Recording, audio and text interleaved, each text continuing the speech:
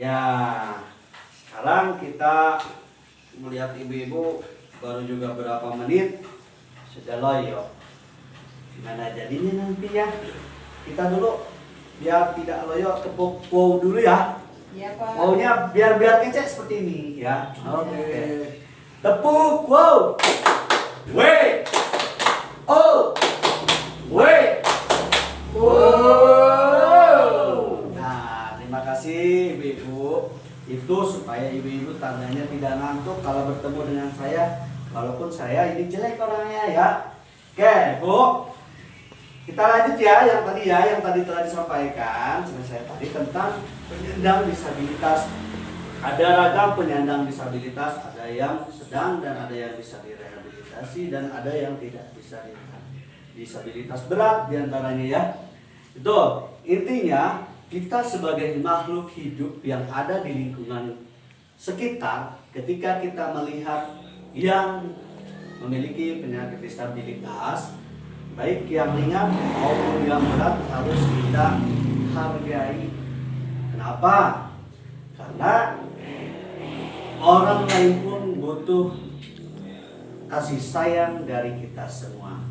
Di antaranya, lihat di sini ya, di flipchart 4 ini ada penyandang disabilitas yang kedisabilitasannya sudah tidak dapat direhabilitasi, tidak dapat melakukan aktivitas kehidupannya sehari-hari dan atau sepanjang hidupnya, tergantung pada bantuan orang lain dan tidak mampu menghidupi diri sendiri. Nah, ini yang harus kita bantu orang yang sudah tidak bisa apa-apa.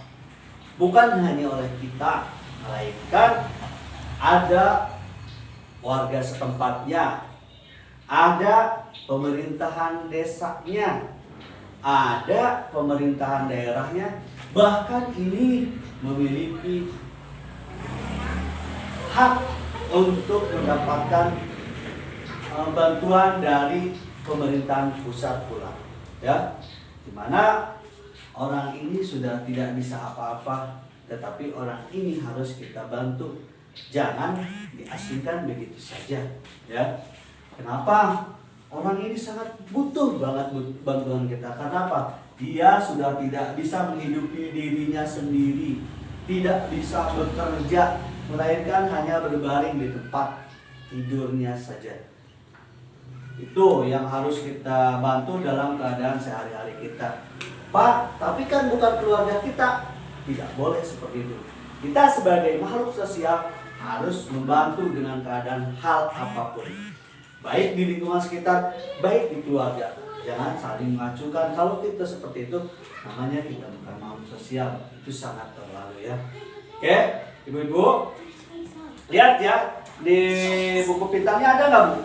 Di buku pintar halaman 6, Bu ya. Dilihat, sebetulnya halaman 6 itu pintarnya sama, Bu. Sama dengan, maaf, di buku pintar itu hampir sama dengan flipchart 3. Ada? Ada, Pak. Ada kan? Ada. Di buku pintar halaman 6 ini diantaranya ada jenis disabilitas, sama di flipchart 3 ya. Sama kan? Sama tidak? Sama, Pak. Sama. Nah, ini jenis disabilitas, diantaranya disabilitas fisik. Lihat, ada gambarnya? Ada, Pak. Dia sudah tidak memiliki kaki sebelahnya. Ya, ada juga yang sudah tidak memiliki mata untuk melihatnya. Ada juga disabilitas netra. Dari mata tadi, punya mata hampir sama, melainkan tidak bisa melihat semua. Tuh, ada lagi disabilitas mental, hiperaktif. Anak itu aktif dalam keadaan sehari-harinya. Yang selanjutnya ada lagi disabilitas rungu wicara, tanpa pendengaran. Kalau di televisi ada ya, Bu ya. Artis tahu nggak, Bu? Tahu. Siapa coba namanya? Siapa? Nah, Dewi Yul. Dewi Yul. Anaknya. Bukan, Bu. Anaknya Dewi Yul, Terima kasih Bu atas jawabannya ya. Nah, tepuk tangan buat Putri. Biasanya yang suka tua itu Bu, bukan dari Yul. Ada lagi nggak? Pak Dede tahu nggak Bu? Bu Dede tahu? Pak Bolot itu yang sering ramai di komedi ya. Itu tetapi dia hanya tuna rungu berbicaranya bisa. Itu bukan termasuk ke jenis disabilitas berat ya. Itu hanya di dalam tuna rungu saja. Ada yang selanjutnya disabilitas intelektual Down syndrome. Ada yang sudah luas. Ya, itu. Nah, ada juga di bawahnya penyandang disabilitas berat ya. Ingat, sama yang ini. Ya, penyandang disabilitas yang kedisabilitasannya sudah tidak dapat direhabilitasi, tidak dapat melakukan aktivitas kehidupannya sehari-hari dan atau sepanjang hidup tergantung pada bantuan orang lain dan tidak mampu menghidupi diri sendiri. Itu ya, yang wajib kita bantu sebagai makhluk sosial. Intinya kita jangan membeda-bedakan, baik orang itu memiliki hal yang kurang maupun yang lebih.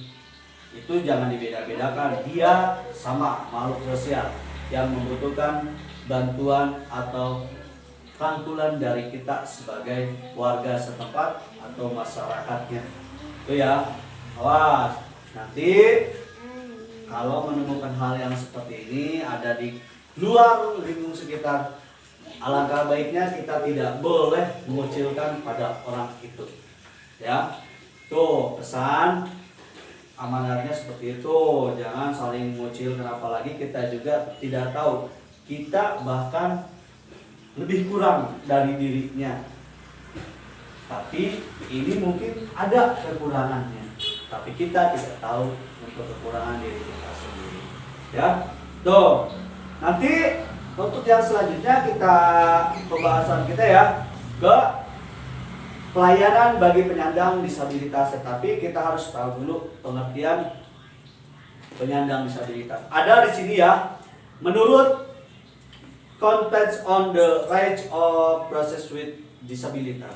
Penyandang disabilitas pengertiannya ya, termasuk mereka yang memiliki keterbatasan fisik, mental, intelektual, atau sensorik dalam jangka waktu lama, di mana ketika berhadapan dengan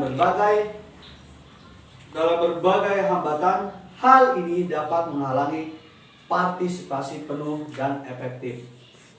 Nah, ada juga pengertian disabilitas menurut Undang-Undang Nomor 8 Tahun 2016.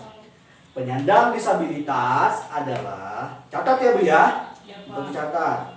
Penyandang disabilitas adalah setiap orang yang mengalami keterbatasan fisik, intelektual, mental, dan atau sensorik dalam jangka waktu lama yang dalam berinteraksi dengan lingkungan dapat mengalami hambatan dan kesulitan untuk berpartisipasi secara penuh dan efektif dengan warga negara lainnya berdasarkan kesamaan hak. Ingat, yang memiliki disabilitas ini tidak bisa ikut sosial bersama-sama yang lainnya, tetapi dia pun memiliki haknya untuk didapatnya.